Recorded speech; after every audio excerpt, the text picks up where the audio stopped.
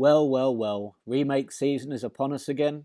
How about we throw a little plagiarism party, butcher some classics, make a little profit? Because that strategy always works so well. It's never backfired before. So some Hollywood execs have had the typical flash of genius and decided to remake two cult favourites. Roadhouse is due to drop on Amazon Prime in March, and a remake of The Crow is landing in cinemas in June. I hate to be one of these bores who moan about remakes, but both of these films hold a special place in my heart, so there's an epic whinge incoming.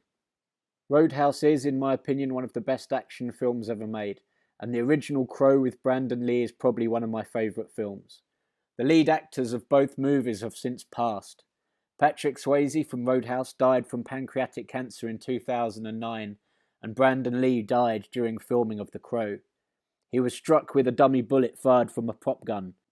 A large portion of the film needed to be completed using what was at the time groundbreaking special effects in order to get it to the cinema. Both films, although very different in terms of style and content, are cult classics. They are great films, so I don't understand the need to remake either of them. If it ain't broke, don't fucking fix it. So why are they remaking these movies? Will they be better than the originals? Judging by the trailers, there is zero chance of that happening. If you're not going to improve on something, then surely this is just about money. For the Roadhouse remake, Jake Gyllenhaal replaces Swayze as Dalton. He's the bouncer hired to clean up a headbutt bar full of degenerates and wrong'uns. In the original, everyone took the piss out of Patrick Swayze's size. It was a running joke. I'm assuming you won't get this in the remake because Jake Gyllenhaal is built like a brick shithouse. The Roadhouse trailer looks cheesy as fuck. I know the 1980s movie didn't exactly take itself seriously, but the new movie looks like a slapstick comedy. The scene where he's slapping the guys outside the bar looks terrible. It looks like something from Dumb and Dumber. And who the hell are these characters in the background? Please don't tell me these limp cabbages are going to be the bouncers he takes under his wing. Iconic Swayze was cool, slick, and didn't give a fuck about anything or anyone. Gyllenhaal's Dalton looks like he's going to be vulnerable, damaged, and probably a bit of a bore who is deeply in love with his feminine side. Yawn-a-rama. You only have to do a line comparison. Nobody ever wins a fight.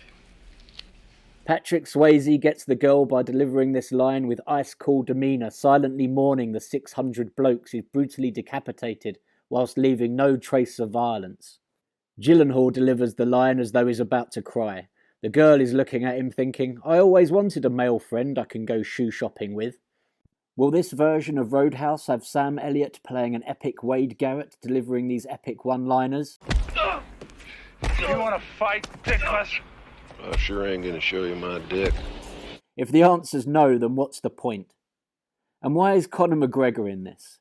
Is he going to be better than Jimmy in the original? I used to fuck guys like you in prison. One thing I am looking forward to is the trivia section on IMDb. The scene where Conor McGregor smashes up the bar with a golf club was actually improvised. There will be leaked photos of the stars with their faces mangled. Conor McGregor, the most violent method actor ever. To be honest, I'm just surprised they managed to stop his jaw from swinging during filming. Judging by the two trailers, it looks as though The Crow will be the better of the two remakes. Unfortunately, it doesn't look like it's going to be nearly as good as the original. We have had Crow sequels before, but we've never had a movie reprisal of Eric Draven's character since Brandon Lee's death. The previous sequels to the original Crow were badly received. I lasted 25 minutes watching City of Angels before I turned it off in disgust. I went nowhere near the other sequels. 1994's The Crow, in my opinion, is the best superhero comic book film adaptation. Now some of you might be thinking, remember The Dark Knight, fuckface? And you would have a solid argument there. But I'm going to stick my neck out and say you wouldn't have The Dark Knight if it weren't for The Crow.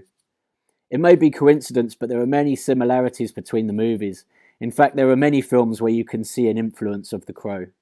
It might be my rose-tinted glasses, but I don't think this film has dated badly, which is impressive considering it was released 30 years ago. I really like Bill Skarsgård, and I thought he might be able to deliver a decent Crow, but judging by this trailer, it seems like he's graduated from being a John Wick villain to an unkillable John Wick. This new film doesn't really look like The Crow, but more like an ultra-violent action movie. Brandon Lee's portrayal of Eric Draven was epic, an unhinged joker with a sense of morality and justice when he isn't busy painting bad guys all over the walls, floors and ceiling. I'm not sure about the look of this new Eric either. He looks more like an unwashed Vanilla Ice with zero resemblance to the comic book character it was based on. I like the casting of Danny Huston as the remake's big bad. He's usually pretty dependable at playing a horrible bastard, but he's got his work cut out for him if he's going to live up to Michael Wincott's top dollar. You know, my daddy used to say, every man's got a devil, and you can't rest till you find him. The trailer for the Crow remake does have its moments. I especially like the scene where he's climbing the stairs being blasted from all sides by henchmen. That said, it doesn't look like they've captured a comic book world. The city in which the original Crow was set was a living, breathing thing, a dark gothic world. I'm not getting this from the new movie. You might ask, how do you know when you've only watched the trailer? Well, to be honest, I can't remember watching a film trailer that has given away so much. Although I'll watch this film, I almost feel like I don't need to. I don't know why film advertisers feel the need to feed us the whole story before we step inside the cinema. There were a couple of other things I picked up from the trailer.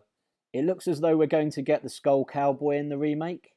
This character was actually edited out of the original, as they couldn't complete his dialogue scenes after Lee's death. I think this was actually a strength of the original, as we didn't need a character spelling out everything Eric had to do. The film's director Alex Proyas used the Crow as Eric's guide, and it worked brilliantly. We also get a rehash of the "I already killed you" line, but it's not delivered in the same way, and it never could be.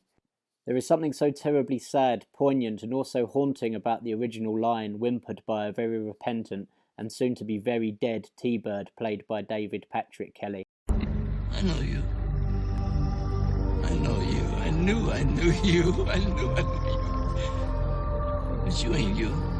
You can't be you. We put you through the window. There ain't no coming back. This is the really real world. There ain't no coming back. We killed your dad. There ain't no coming.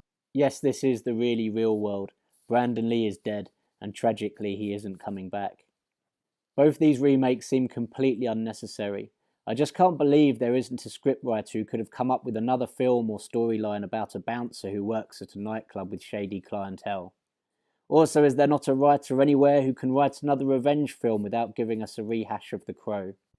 Given we've had 4 John Wick films and we are also getting Skarsgård in another ultra-violent revenge movie soon, it suggests there are writers out there who can do this.